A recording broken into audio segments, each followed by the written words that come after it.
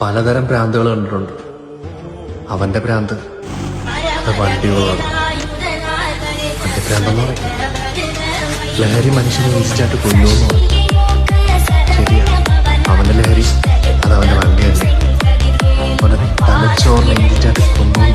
ഏറ്റവും ഭാഗ്യം ചെയ്ത ആൾക്കാരാരെന്നറിയോ?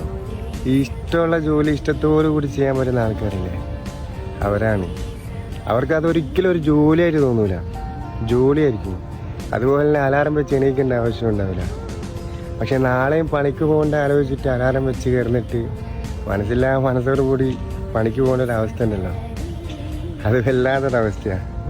സത്യാവസ്ഥ എന്താണെന്ന് വെച്ചാൽ നമ്മൾ ഭൂരിപക്ഷം ആൾക്കാരും അങ്ങനെ ജോലി ചെയ്യുന്ന ആൾക്കാരാണ്. ഞാൻ ആത്മാർത്ഥമായിട്ടൊരു ചോദ്യം ചോദിക്കട്ടെ, നിങ്ങളിപ്പോൾ ചെയ്യുന്ന ജോലിയിൽ നിങ്ങൾ ഹാപ്പിയാണോ?